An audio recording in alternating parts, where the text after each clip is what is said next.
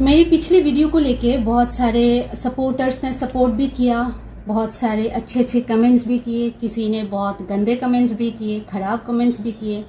कुछ कमेंट्स ऐसे थे जो सीधे दिल पे आके चुभा है। आज फिर से मैं हिंदी में ही बात करूंगी ताकि आप सबको समझ में आए और यहाँ पे हमारे साथ क्या चल रहा है ये पूरी देश जान सके। आप सबको सबसे पहले शुरू करती हूँ 1952 से। भाषा आंदोलन 1952, हाँ गूगल में सर्च करके देखिए। तब सबको कहा गया था उर्दू में लिखना पड़ेगा, आप बंगाली नहीं लिख सकते। दैट टाइम लोग जो हमारे भाई बहन हैं, बंगाली भाई बहन हैं, उन्होंने अपनी भाषा को बचाने के लिए भाषा आंदोलन शुरू किया था 1952 में। मेरे कमेंट्स में कुछ लोग आए और बोले, अरे तुम लोगों की पहले जो पूर्व पुरुष थे उनको तो प्रॉब्लम नहीं हुआ, अब न्यू जनरेशन को इतना प्रॉब्लम क्यों हो रहा है? प्रॉब्लम तो हमें बहुत पहले से ही था, अब हमें बोल रहे हैं एडजस्ट करने के लिए। आप लोगों ने तब एडजस्ट क्यों नहीं किया? उर्दू में लिख लेते ना, क्या दिक्कत थी? हमसे बंगाली में लिखा नहीं जा रहा, क्या करें बताइए ना, क्या करें?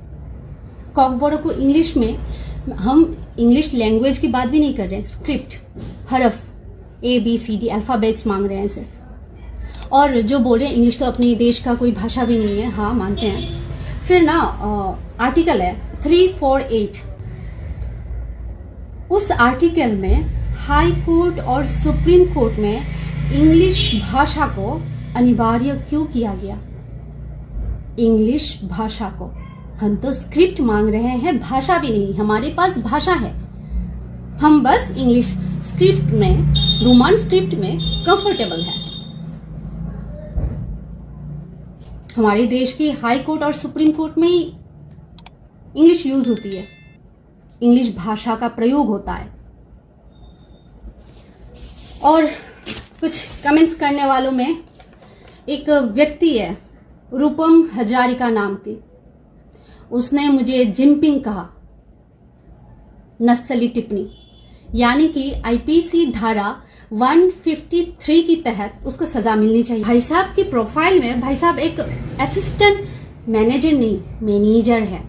State bank of India, live in Guwahati Assam, Dibrugarh, उनकी प्रोफाइल में, जो कि प्रोफाइल लॉक है, उनका प्रोफाइल पिक्चर लगा हुआ है। तो वो लिखते हैं हम टैक्स पे नहीं करते। वो स्टेट बैंक में जॉब करते हैं और उनको ये तक नहीं पता कि इंडिया की हर एक व्यक्ति टैक्स पे करता है। 2 तरीके की टैक्स होता है, एक होता है डायरेक्ट टैक्स, दूसरा होता है इनडायरेक्ट टैक्स।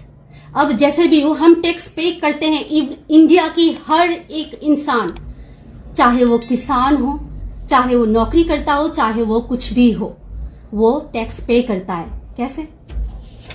मेरे पास एक फेशियल वाइप्स है, इसमें लिखा हुआ है इंक्लूसिव ऑफ ऑल टैक्सेस। इसका मतलब क्या पता है? मतलब सारे टैक्स मिला के हर चीज में टैक्स लगता है, पेंसिल से लेके माचिस से लेके हर चीज में जो हम खरीदते हैं। उनको लगता है कि जो प्रधानमंत्री ग्राम सड़क योजना है ये सब उनकी पैसे से हो रहा है, हमने कुछ योगदान नहीं दिया है। स्टेट रिफॉर्म से लेके कंट्री रिफॉर्म तक हर जगह पे हमारी कंट्रीब्यूशन है। आप कैसे बोल सकते हैं हमने कुछ नहीं किया है, अपने देश के लिए टैक्स नहीं देते? आप इस देश के जितने हिस्सेदार हो, जितने हकदार हो, उतने ही हम भी हैं। हर बात पे हमें इंडियन होने की आप सबके पास प्रमाण क्यों देना पड़ेगा? क्यों देना पड़ेगा? मैं क्यों दूं? राजस्थान जाओ, दिल्ली जाओ, चाइनीज हो, नेपाली हो, नेपालन हो, क्यों सहे? इंडियन है बोल बोल के थक चुके हैं।